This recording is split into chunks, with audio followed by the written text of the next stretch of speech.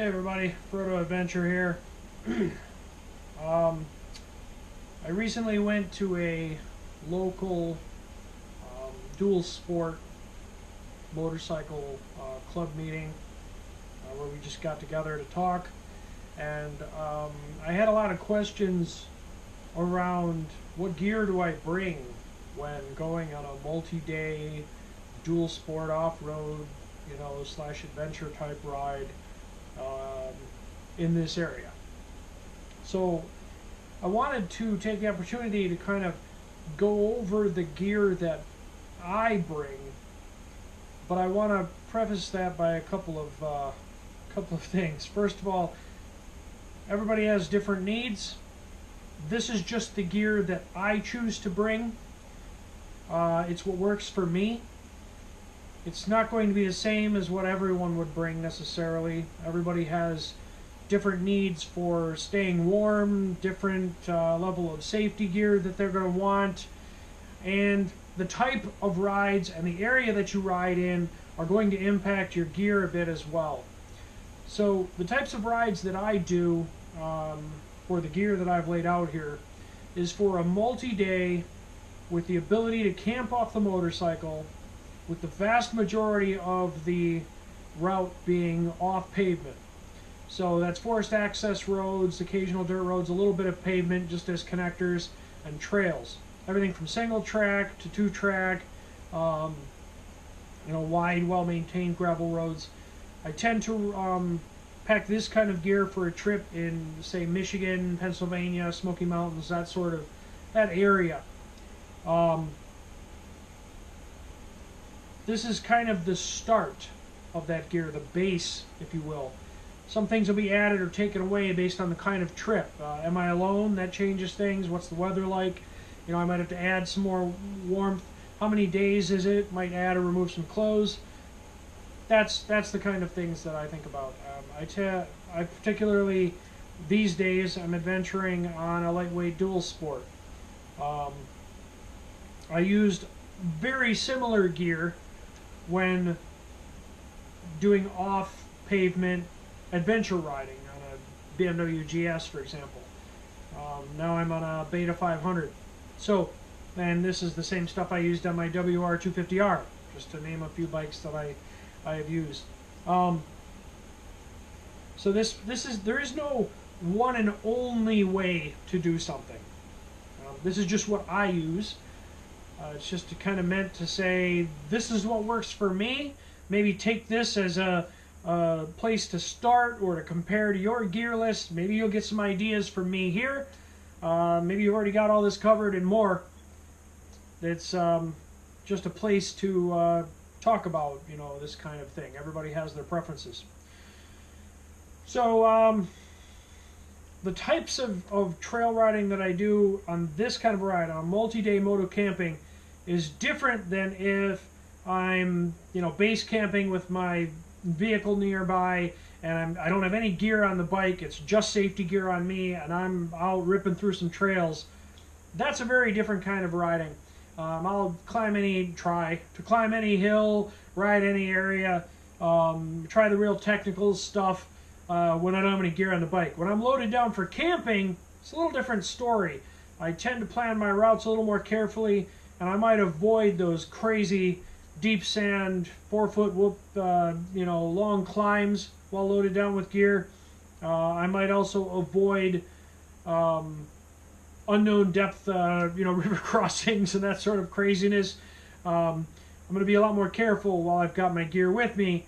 Or I'm going to take the gear off, do the hill climb, come back, put the gear on, and then go. But ultimately, it's just something to think about. So I want to start, before I get into all this, because all of this ends up in my luggage, whether that's, partial in a backpack or in panniers or in a tank bag or fender bag. This stuff has to go on the bike. So first, before I get into that, I wanted to talk real quick about the stuff that's going to be on my person every day, regardless of weather. So, first of all, and I'm not going to go into the details of brands and why I prefer what and any of that. It's just the item. You have to have a solution for the problem. For example, helmet. I need a helmet. Okay? I do. I choose to ride with a helmet, especially off-road. pretty much everywhere. I happen to use an adventure style helmet, so it's got a full face shield. It does lift up, but that way I don't need goggles. I wear glasses, so goggles over glasses are not a lot of fun. This tends to work for me. So helmet, very important. For protection on my legs, I want to also state that this is for this kind of ride, this gear set is assuming I'm not going to be on the highway. And that's a very important distinction. If I'm going to be on the highway, I'll probably wear my climb pants instead because they're a little better protection-wise for sliding down the freeway at 80 miles an hour, which I hope to never have to do. But this isn't necessarily what I would choose to wear there. But for a dual sport, off pavement, speeds are lower, primarily off pavement type of ride, I prefer just MX pants. I'll get into my rain gear after that, but pretty much I'm wearing these. I do choose bright colors. I would rather look like a Power Ranger and be seen than not be seen. So my choice, I'll light my bike up like a Christmas tree with lights if necessary. I'll wear neon colors, whatever it takes to make sure people see me.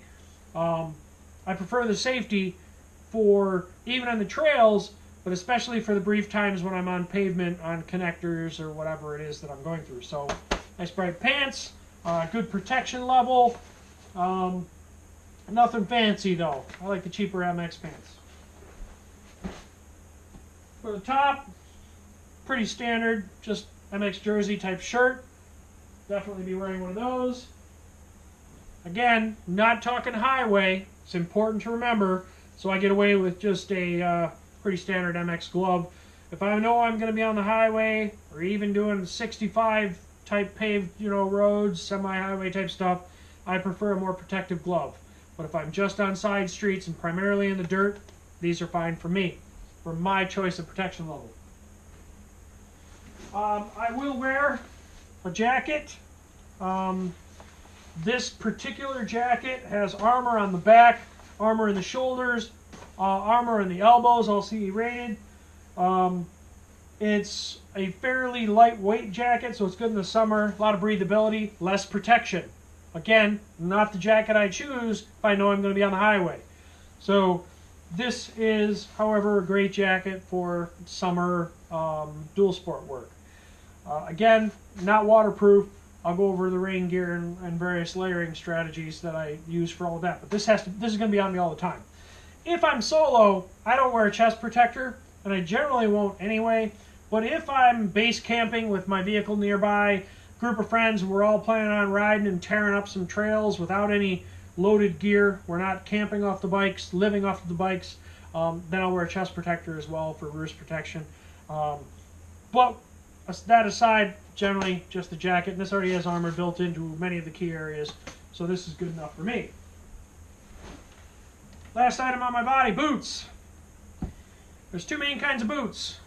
Obviously they're big wide categories and there's some blending and such, but there's adventure style boots and there's motocross style boots. When dual sport, motocamping, adventure riding, I prefer adventure boots for the sole reason that you can get them to be waterproof. With a good rain pant that's over the boot, feet stay dry, and I think that is incredibly important.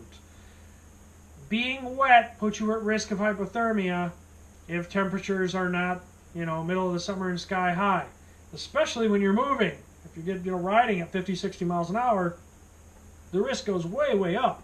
Staying dry to me is just a little bit more important when doing this kind of riding, and I will take it easy and I will reduce the risk that I expose myself to, knowing that these are not quite as protective as a full MX boot.